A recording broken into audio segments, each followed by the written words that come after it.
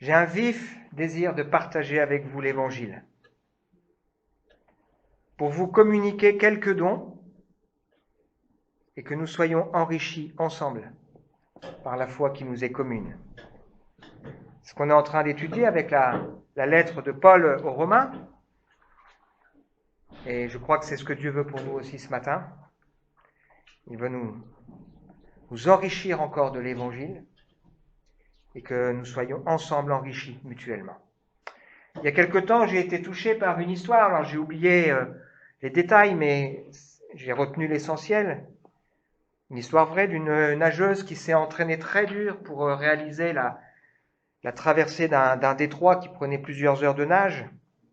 Et alors qu'elle avait déjà nagé pendant plusieurs heures, elle se retrouve au milieu du brouillard et elle perd tous ses repères. Marquée par le froid, la fatigue, elle est déboussolée et elle renonce à sa traversée. Elle monte dans le bateau qui l'accompagne et là elle découvre qu'elle n'était qu'à une centaine de mètres du rivage. Elle s'entraîne à nouveau et elle recommence sa traversée et après plusieurs heures, elle se retrouve à nouveau dans des conditions défavorables. Mais là, elle se souvient de ce qu'elle a vécu, elle persévère et elle va jusqu'au bout. C'est une histoire vraie, j'ai oublié le nom d'Adam.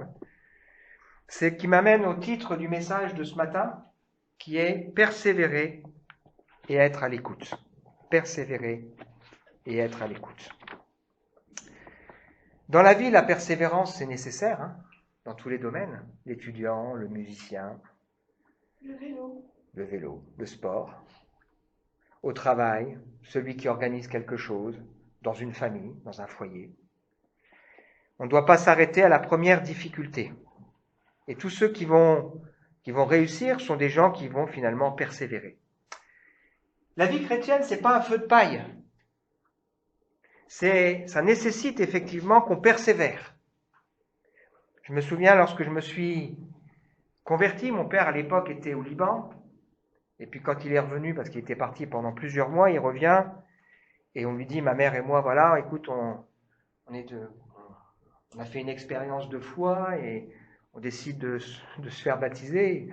Il était un peu déboussolé, et ma mère, il ne pouvait rien lui dire, il dit, toi tu fais ce que tu veux, mais moi il ne voulait pas que je me fasse baptiser. Puis j'ai insisté en disant, si, moi je vais me faire baptiser. Et je me souviens de cette phrase qui m'a dit, de toute façon, ça ne durera qu'un temps. Ça fait 36 ans, et je suis toujours là, non pas parce que je suis plus fort qu'un autre, mais parce qu'il y a vraiment eu la grâce de Dieu dans ma vie. Et donc ce matin, on n'est pas là pour faire l'éloge de ce trait de caractère, la persévérance, mais on est là pour dire persévérer et être à l'écoute. Et depuis ce matin, depuis le début de ce culte, on a cette pensée que si on se tourne vers Dieu, si à un moment donné on a l'assurance qu'on est pardonné, le Seigneur veut nous instruire et veut nous donner d'écouter sa voix. C'est quelque part ça la foi. On ne croit pas seulement que Dieu existe, mais on croit ce que Dieu dit, on croit que Dieu nous parle dans notre cœur, dans toutes sortes de choses, et on va prendre Dieu au mot pour s'appuyer sur ce qu'il nous dit. On va réfléchir aux conditions que Dieu donne pour les remplir. On compte cette histoire de deux personnes là, qui étaient des mendiants, très pauvres et qui faisaient l'aumône. Et puis il y a un monsieur riche qui passe, il parle avec les deux personnes, l'une après l'autre. Il fait ça régulièrement. Et puis il y en a une qui mange à la table de ce monsieur, cet homme riche. Il mange avec lui, voilà, sa vie est transformée. Et au bout d'un moment, ces deux hommes en viennent à parler ensemble. Et le deuxième, qui lui continue de demander l'aumône, il est en colère en disant, il se fout de moi, lui. Il vient me voir, il me parle et il me donne rien. Et le deuxième lui dit, mais t'as rien compris. Il veut parler avec toi, il veut entrer en contact avec toi, il veut t'inviter à sa table, mais tu refuses à chaque fois. Cet homme, il voulait juste une chose, qu'on lui donne une pièce. Mais il ne voulait pas accepter cette amitié. Et avec Dieu, Dieu ne veut pas nous donner une pièce. Il veut que nous puissions avoir avec lui une vraie amitié. Et que donc, parce qu'on aura cette amitié, tout le reste sera donné par-dessus. Récemment, une dame qui vient à la maison pour aider Théophile raconte qu'elle a vécu un moment compliqué avec son mari. Et elle m'a dit ceci, je me suis rendu compte, j'ai pensé à vous dans ce moment et je me suis dit, mais moi je suis bien seul. Et en sous-entendant, mais Raphaël, sa famille, c'est pas pareil, ils ont Dieu. Ça l'a fait réfléchir. On n'est pas seul. Cette semaine, avec Frédéric, on parlait de la tempête avec les disciples. C'est pas parce qu'on est chrétien qu'on échappe à la tempête. Dieu parfois permet la tempête. Il nous met des fois dans des situations impossibles. Et on voit que Jésus vient, il marche sur les eaux. C'est pas l'image qu'on a dans les films qui représentent ça, où on voit Jésus qui marche sur des eaux calmes. C'était des eaux qui étaient agitées. On en a parlé aussi. Et Jésus vient et il calme la tempête et il nous amène à bon port. Nous avons besoin de persévérance afin qu'après avoir accompli la volonté de Dieu, nous obtenions ce qui est promis. La persévérance produit la victoire dans l'épreuve. Hébreux chapitre 6, verset 12, ne vous relâchez pas, imitez ceux qui par la foi et la persévérance héritent des promesses. Alors ce matin, j'aimerais nous inviter à considérer deux choses dans ce culte, toute une série de promesses, je vais citer, et puis ensuite la mise en application dans l'expérience de Paul, dans des circonstances très particulières, et j'avoue que quand j'ai étudié ce texte pour le culte de ce matin, je me suis dit, waouh, quel miroir! J'avais l'impression de revivre des choses que j'ai vécues sur Épinal, que je vis sur Épinal. Quel miroir que la parole de Dieu. On a parfois tendance à idéaliser ce qu'ont vécu les disciples, en s'imaginant que c'était sans doute plus facile pour eux que pour nous, mais on découvre que ce sont des hommes comme nous, sensibles, qui ont dû apprendre. Et Paul écrira un petit peu plus tard, après cette expérience, lorsqu'il sera encore dans une épreuve, il dira « Je puis tout par celui qui me fortifie ». J'ai appris. J'ai appris. Et c'est pas pour rien que le Seigneur, lorsqu'il nous enseigne à prier, nous demande de prier pour que son nom soit sanctifié et que sa volonté soit faite. Ça veut dire que dans ma vie, dans mon cœur, si je crois que j'ai demandé pardon et que Dieu veut m'instruire et me conduire, eh bien dans mon cœur, dans ma vie, je vais chercher à comprendre sa volonté. Et s'il me demande de prier, c'est bien parce que c'est pas toujours évident de la comprendre, de la trouver. Mais qu'il veut nous enseigner. Alors quelques promesses. Dieu lui-même a dit « Je ne te délaisserai point, je ne t'abandonnerai point ». C'est donc avec assurance que nous pouvons dire « Le Seigneur est mon aide. Je ne craindrai rien, que peut me faire un homme ?» Je vous ai dit ces choses afin que votre joie soit parfaite. Vous aurez des tribulations dans le monde. Mais prenez courage. J'ai vaincu le monde. Jésus qui dit à ses disciples, comme il nous dit à nous, je suis avec vous tous les jours, jusqu'à la fin du monde. Et tout pouvoir m'a été donné dans le ciel et sur la terre. Toute chose concourt au bien de ceux qui aiment Dieu. Ceux qu'il a appelés, il les a aussi sanctifiés. Ceux qu'il a sanctifiés, il les a aussi glorifiés. Lui qui n'a pas épargné son propre Fils, il nous donnera toutes choses par-dessus. Rien ne pourra nous séparer de l'amour de Dieu manifesté en Jésus-Christ. Sa divine puissance nous a donné tout ce qui contribue à la vie et à la piété au moyen de la connaissance de celui qui nous a appelés. Ça veut dire que j'ai besoin de le connaître pour savoir tout ce qu'il m'a déjà donné. Il m'a appelé pour sa propre gloire et par sa vertu, et ça nous assure les plus grandes et les plus précieuses promesses. Notre travail n'est pas vain dans le Seigneur. Si nous demandons quelque chose qui est selon sa volonté, il nous écoute. Et si nous savons qu'il nous écoute, nous savons que nous possédons ce que nous lui avons demandé avant que la chose arrive. Dieu récompense ceux qui le cherchent. Si nous souffrons avec lui, nous régnerons avec lui. Si nous sommes morts avec lui, nous vivrons avec lui. Si nous persévérons, nous régnerons. Si nous le renions, il nous reniera. Heureusement, il y a la suite. Si nous sommes infidèles, il demeure fidèle, car il ne peut pas se renier lui-même. Lui-même combattra pour nous. Le Seigneur est proche. Ne vous inquiétez de rien. Mais en toute chose, faites connaître vos besoins à Dieu, par des prières, des supplications, avec des actions de grâce. Et la paix de Dieu, qui surpasse toute intelligence, gardera vos cœurs et vos pensées en Jésus-Christ. C'est quand je suis faible que je suis fort. Déchargez-vous sur lui de tous vos soucis, car lui-même prend soin de vous. Le Dieu de toute grâce, qui nous a appelés à sa gloire éternelle après que nous ayons souffert un peu de temps, nous perfectionnera lui-même, nous affermira, nous fortifiera et nous rendra inébranlables. Il peut faire, par la puissance qui agit en nous, infiniment au-delà de tout ce que nous demandons ou pensons. À lui soit la gloire dans l'Église. Celui a commencé en vous cette bonne œuvre, l'achèvera et la rendra parfaite pour le jour de Christ. Il n'a pas honte de nous appeler ses frères. À ceux qui croient en son nom, il a donné le pouvoir de devenir enfants de Dieu. Si nous croyons en lui, des fleuves d'eau vive jailliront de notre sein. Il dit cela de l'Esprit que devaient recevoir ceux qui croiraient. Je ne mettrai pas dehors celui qui vient à moi. Quand un malheureux crie, l'Éternel l'entend et le sauve de toutes ses détresses. Vous avez été rachetés à un grand prix. Le Seigneur a trouvé bon de vous donner le royaume. Si quelqu'un a péché, nous avons un avocat auprès du Père, et si nous confessons nos péchés, il est fidèle et juste pour nous pardonner. Si tu crois, tu verras la gloire de Dieu. Heureux ceux qui se confient en l'Éternel. J'aurais pu multiplier la liste. Venons-en à l'expérience de Paul.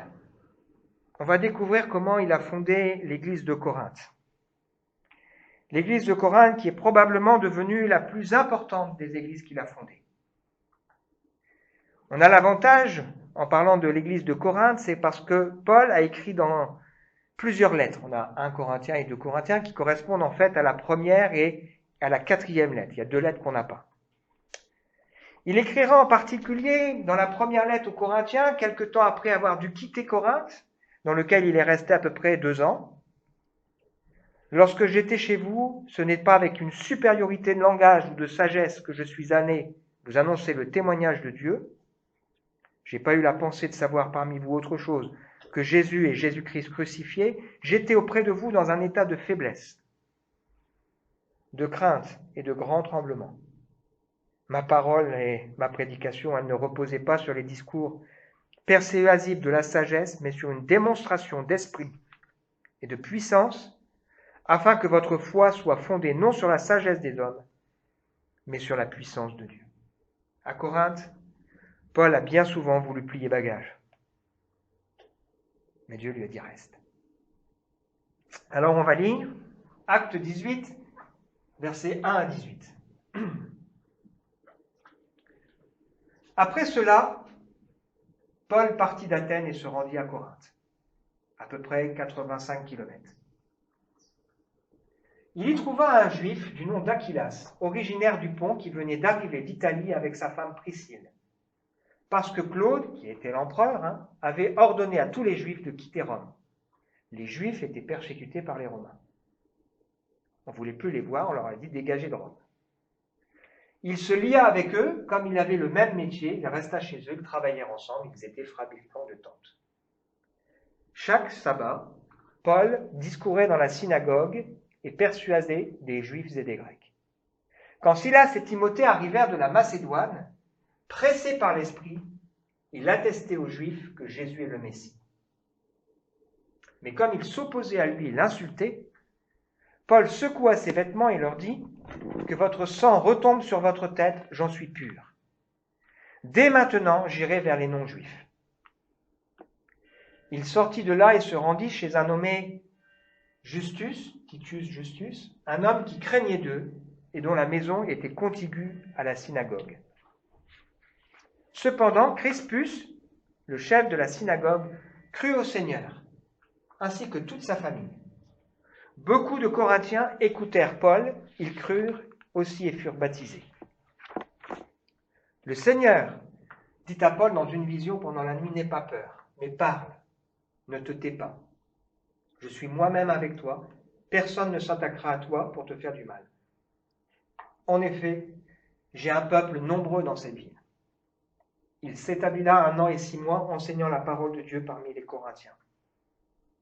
Pendant que Gallion était gouverneur de l'Achaïe, les Juifs se soulevèrent d'un commun accord contre Paul, le conduisirent devant le tribunal en disant « Cet homme incite les gens à servir Dieu d'une manière contraire à la loi. » Paul allait ouvrir la bouche lorsque Gallion dit aux Juifs « S'il s'agissait d'une injustice ou d'une mauvaise action, je vous écouterai comme il convient, Juifs. Mais il s'agit de discussions sur une parole, sur des noms et sur votre loi, cela vous regarde. Je ne veux pas être juge de ces affaires. » Et il les renvoya du tribunal. Alors tous, les Grecs, s'emparèrent de Sosthène, le chef de la synagogue, le frappèrent devant le tribunal sans que Gallion s'en soucie. Paul resta encore assez longtemps à Corinthe, c'est pour ça qu'on pense qu'il est resté en tout 2 ans. Ensuite, il prit congé des frères et sœurs et s'embarqua pour la Syrie avec Priscille et Aquilas. Alors on va, malheureusement, c'est pas grave, j'ai oublié de les mettre en fur et à mesure. Donc Paul se retrouve dans cette ville de Corinthe. La semaine dernière, on a parlé de ce qui s'est passé dans la ville d'Athènes. On a dit que c'était une ville qui était marquée par la culture et la philosophie, et puis par toutes sortes de religions différentes, qu'on pourrait comparer un peu comme si on devait se retrouver en Inde et qu'on devait annoncer le message de l'Évangile. Quand on est à Corinthe, c'est comme si on était à Las Vegas. C'est pas du tout pareil. C'est une ville de débauche, une ville de commerce, où il y a beaucoup d'argent, de vices et de toutes sortes de religions. Dans la ville de Corinthe, il y a en particulier le temple d'Aphrodite, dans lequel qui se trouve en haut de la ville avec des prostituées sacrées. Et on avait même inventé un mot qui s'appelait corinthiser, ça veut dire se prostituer. C'était une ville de souillure. D'ailleurs, dans la lettre que Paul écrira aux Corinthiens, il dira qu'aucun débauché, homosexuel, efféminé, etc., n'aura d'héritage dans le royaume de Dieu. C'est là ce que vous étiez, quelques-uns d'entre vous. Donc c'était vraiment une ville où c'était la pagaille. Et donc, Paul, il est à Athènes, il attend que Silas et Timothée le rejoignent. Ils n'ont pas encore le temps de le rejoindre quand il est obligé de quitter la ville d'Athènes pour se retrouver à Corinthe. Et il se retrouve à Corinthe tout seul. Il est sans doute un peu découragé. Et donc, ce qui est intéressant pour nous ici, c'est qu'on voit que le Seigneur va se servir de l'Église pour nous encourager et il va permettre de belles rencontres qu'il faut savoir apprécier. Une ville, certains commentateurs estiment qu'elle faisait peut-être 700 000 habitants. Immense. Et vous avez Paul qui trouve des gens qui s'appellent Priscille et Aquilas, qui ont le même métier. Il semble que ces gens-là aient déjà compris l'Évangile, puisqu'il n'est pas dit que Paul les a évangélisés. Et puis, on voit que ces gens vont jouer dans la vie de Paul un rôle déterminant. Ils vont même quitter la ville de Corinthe avec lui. Et Paul, quand il parlera d'eux, il dira qu'ils ont été prêts à exposer leur vie pour sauver la sienne. Il dira que ce sont ses compagnons d'œuvre. Et dans la ville suivante, qu'on verra la prochaine fois, eh bien, on voit que ces gens n'étaient probablement pas des prédicateurs, mais ils vont prendre Apollos qui avait compris les choses à moitié, ils vont l'enseigner, ce sont des gens qui sont profonds, engagés. D'ailleurs, ils auront un peu plus tard, lorsqu'ils seront à Éphèse, ils hébergeront l'église dans leur maison. Et donc ça, c'est vraiment quelque chose qui est intéressant, c'est que là, quand Paul se retrouve seul dans une ville difficile, où il a à cœur d'évangéliser, où les autres ne l'ont pas encore rejoint, Dieu met sur sa route des personnes qui seront pour lui une source de bénédiction. Et dans ma vie, dans votre vie, Dieu mettra sur votre route des chrétiens qui seront pour vous des bénédictions. Vous êtes une bénédiction. Parce que Dieu, il dirige nos pas, il nous place là au bon endroit. Un jour, une dame est venue ici à l'église, elle habite la région parisienne, elle se dit, tiens, j'irai bien au week-end, tiens, je ne connais pas Épinal, tiens, je vais aller à Épinal. Elle vient à Épinal, elle vient ici un vendredi, elle vient le dimanche, et puis depuis, assez régulièrement, elle soutient l'église. Elle ne nous connaît pas au fond, mais le Seigneur a permis cette rencontre. Le Seigneur se sert de frères et sœurs pour nous encourager. Et combien de fois dans nos cœurs et dans nos vies, il nous faut apprendre à ouvrir nos yeux pour se dire, mais Dieu a mis sur ma route des gens qui sont là pour être des encouragements. Paul travaille dans cette ville avec eux parce qu'il veut montrer aux gens de cette ville qu'il n'est pas comme les charlatans qui profitaient de la crédulité des gens pour s'enrichir. Et il travaille à leur côté. C'est ça l'Église. On est appelé à porter les fardeaux les uns des autres. Régulièrement, il m'arrive là au café-change de rencontrer des gens qui ont déjà goûté des choses de Dieu, mais ils n'ont aucune connaissance de ce qu'est l'Église. Parce que s'ils connaissaient l'Église, ils seraient attachés à l'Église. L'Église, ce n'est pas un bâtiment, ce sont des frères et sœurs. C'est précieux. Dieu nous bénit à travers l'Église. On est appelé à se porter les fardeaux et à se soutenir. Un peu plus tard, il y aura Silas et Timothée qui arriveront. Ils viendront avec une collecte des gens de Macédoine, c'est ce qu'on a lu dans le texte, qui permettra à Paul de se consacrer au service de Dieu. Les Macédoniens, si vous lisez ça, dans la deuxième lettre aux Corinthiens, vous voyez que c'était des gens pauvres qui ont voulu absolument s'engager pour soutenir l'œuvre de Dieu. Et ils considéraient que faire une offrande, c'était une grâce que Dieu leur donne, de participer à son œuvre. Et donc ils ont donné, même au-delà de leurs moyens, c'est pas ce que Dieu nous demande de faire, de donner au-delà de nos moyens, mais pour soutenir l'œuvre de Dieu. Et Paul, quand il a reçu ça, il a reçu un cadeau de la part du Seigneur. Comme nous-mêmes, on en a déjà parlé ici, le Seigneur, combien de fois il a soutenu, il a béni l'œuvre, avec des gens qui ont envoyé des dons pour soutenir l'Église. Quelle joie lorsqu'il retrouve Silas et Timothée. La deuxième chose qu'on remarque ici, c'est que l'opposition est rude. Faut pas croire, Paul, il a laissé une église qui est une grande église, dans laquelle il y avait aussi pas mal de problèmes. Mais avant, ça a été compliqué. Il nous raconte dans la première lettre aux Corinthiens, il dit qu'il remercie Dieu parce que vraiment, ils ont été comblés de toutes sortes de bénédictions. Ils ont reçu beaucoup de sa part et malheureusement, ils souffrent parce que rapidement, il va y avoir des tensions, les gens qui revendiquent de qui à qui ils appartiennent, etc. Bon, c'est tellement dommage. Mais il évoque qu'il n'a pas baptisé grand monde dans cette ville. Il évoque qu'il a juste baptisé quelques personnes, dont on a les noms ici qui sont mentionnés, la famille de Stéphanas, et puis Crispus et Tychus, là. Donc 3 ou 4 familles. Puis ensuite, ce sont les autres qui ont poursuivi l'œuvre. Donc l'opposition est dure. Spurgeon disait, grand prédicateur, il disait, le diable ne perd pas son temps à vouloir détruire les œuvres inefficaces. Mais quand on a l'opposition, c'est aussi la marque que le Seigneur veut faire quelque chose. C'est vrai que la vie chrétienne, c'est pas quand c'est facile, c'est la volonté de Dieu, et quand c'est difficile, c'est pas sa volonté. C'est pas comme ça que ça marche. Jonas, ça a été facile de s'éloigner de là où Dieu voulait l'emmener. Ils trouvent un bateau, ils le prennent, ils l'embarquent, voilà. Après, les problèmes arrivent, bien sûr. Mais c'est pas comme ça. Le Seigneur veut qu'on soit mûr, qu'on réfléchisse, qu'on se tienne devant lui pour écouter, et lui va nous montrer, va nous donner des convictions profondes. C'est le troisième point. Dieu sait aussi nous encourager lorsque c'est nécessaire. Qu'est-ce que Dieu va dire à Paul ? Paul aura une vision la nuit. Il devait se dire, bon, ça y est, moi j'en ai marre, je plie bagage. Et Dieu lui dit, ne crains pas. Parle, ne te tais point. Je suis avec toi. Personne ne mettra la main sur toi. J'ai un peuple nombreux dans cette ville. Dieu n'a pas commencé en disant, j'ai un peuple nombreux là, alors tu restes là.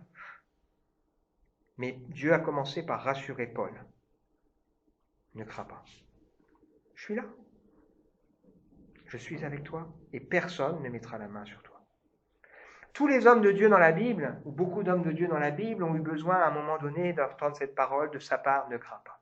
Abraham en a eu besoin, Isaac en a eu besoin, Jacob en a eu besoin, le roi Josaphat qui marchait avec Dieu en a eu besoin, Daniel en a eu besoin, Marie en a eu besoin.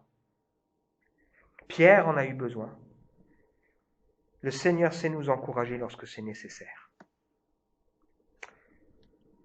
Il éveille chaque matin mon oreille pour que j'écoute, comme écoutent des disciples. Il est question ici de Jésus, le serviteur parfait, mais Jésus, c'est un exemple de ce que Dieu veut faire avec nous.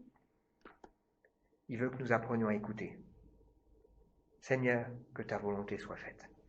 Montre-moi, Seigneur. Prends courage. Et le Seigneur sait donner les encouragements au moment où on en a besoin.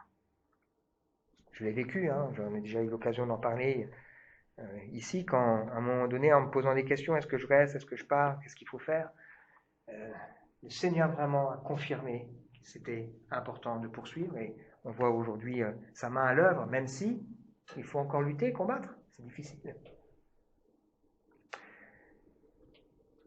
Et Paul ne s'est pas trompé dans son message. Il a démontré que Jésus est le Christ, et il a annoncé le Christ crucifié. Lorsqu'il raconte comment il a enseigné dans l'église de Corinthe, dans la première lettre, chapitre 1er, il nous parle de 4 folies. La folie de Dieu qui est plus sage que les hommes, qui a choisi la folie de la prédication ou la folie du témoignage pour que des hommes et des femmes soient sauvés. Et cette folie, elle repose sur quoi? C'est la folie de la croix, qui est un scandale pour les Juifs, parce que celui qui était mis sur la croix, c'est celui qui était maudit. C'est un scandale pour les Juifs et c'est une folie pour les païens parce que ça voulait dire qu'il n'a pas de puissance. Mais c'est le moyen que Dieu a choisi. Il a choisi les choses faibles et folles, celles qu'on méprise, pour confondre celles qui sont sages. Dieu nous choisit, nous, pour faire son œuvre. Si on se sent faible, si on se dit « mais moi je ne sais pas », tant mieux. Parce qu'au moins on dépend du Seigneur. Si on se dit, mais c'est difficile, les cœurs sont fermés. Rappelons-nous ce qu'on a vu dans cette première partie du culte, avec l'histoire de Gédéon, Dieu qui dit on enlève, pour qu'on soit sûr que la gloire revient qu'à lui. Et qu'on puisse se dire, c'est vraiment la main du Seigneur qui est intervenue. Et puis, dernier point, on arrête Paul et on s'intéresse au proconsul, nouveau proconsul, pour que il demande à Paul d'arrêter de parler, cet homme qui vient d'être nommé. Paul allait s'exprimer et le proconsul l'empêche de s'exprimer, on l'a lu là. Donc les Juifs se soulèvent d'un commun accord contre Paul, le conduisent devant le tribunal en disant il incite les hommes à servir Dieu d'une manière contraire à la loi. Il allait ouvrir la bouche, et Galion lui dit tais-toi en gros, et c'est lui qui parle pour prendre la parole et se dire, moi, je ne peux pas me mêler de cette affaire, c'est votre affaire. Et Dieu, dans sa bonté, peut utiliser même des gens qui ne sont pas croyants pour prendre notre défense, pour régler les choses que nous, on n'y arrive pas à faire. Quand on a dû prendre le local, là, le café change. Moi, j'étais en train de me dire, bon, il va falloir que je puisse justifier le loyer, etc., réfléchir comment je pourrais avoir une caution solidaire et tout le bazar, et on m'a rien demandé. On m'a rien demandé. Le Seigneur a disposé. Conclusion, nous sommes appelés à persévérer, mais pas tout seuls. Ce n'est pas un trait seulement de caractère, nous sommes appelés à persévérer parce que nous avons de grandes et précieuses promesses. Et c'est la foi, c'est de s'appuyer sur celui qui est inébranlable, un rocher, en qui nous pouvons nous confier. Sur qui est-ce qu'on s'appuie lorsqu'on va mal? Est-ce qu'on peut serrer les promesses du Seigneur sur nos cœurs? Prendre Dieu au mot. Quelle place a l'écoute de Dieu dans ma vie? Puisqu'on l'a lu ensemble depuis le début de ce culte, si je demande pardon, si j'ai le bonheur de savoir que mes péchés sont pardonnés, il veut m'instruire et me montrer la voie que je dois suivre.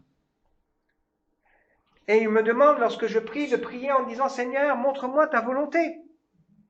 Il veut éveiller mon oreille, me guider. Il est bon d'attendre en silence le secours de l'Éternel, d'écouter. Le Seigneur envoie des hommes et des femmes pour nous soutenir. On n'est pas tout seul. On a à cœur les situations des uns et des autres. Et on prie. On a à cœur les enfants de l'un, les parents de l'autre. La vente d'une maison, d'un bien. La solitude peut-être que quelqu'un peut vivre. L'avenir. Les examens. La santé. Les difficultés à l'école. On est là pour se soutenir. Le Seigneur a promis de nous instruire et de nous montrer la voie à suivre. L'Évangile, c'est la puissance de Dieu. Une folie pour ceux qui périssent. Un scandale pour certains. Mais l'assurance que le Seigneur est à nos côtés. On veut prier ensemble? Déposer au pied du Seigneur ce qui nous préoccupe. Nos difficultés, notre insuccès, la dureté des cœurs, tout ça, on veut dire Seigneur, ok, je le dépose, j'écoute. Je te laisse, Seigneur, faire ton œuvre. Seigneur, on se place ensemble devant toi ce matin. C'est vrai que comme Paul, on se trouve devant des défis, souvent à vue humaine, c'est pouf. Mais Seigneur, tu sais envoyer les soutiens au bon moment, au bon endroit. Et nous voulons apprendre, Seigneur, à nous attendre à toi. Merci pour toutes les fois où, Seigneur, tu t'es glorifié au milieu de nous. Merci pour ce local. Merci pour les frères et sœurs qui sont là ce matin. Merci pour la présence de chacun. Merci pour la musique que tu pourvois. Merci, Seigneur, pour ta bonté, ta fidélité, ta grâce. Nous voulons, Seigneur, apprendre à écouter ce que tu veux nous montrer et nous enseigner. Être chrétien, c'est avoir un nouveau maître. Et nous voulons faire ta volonté, Seigneur. Amen.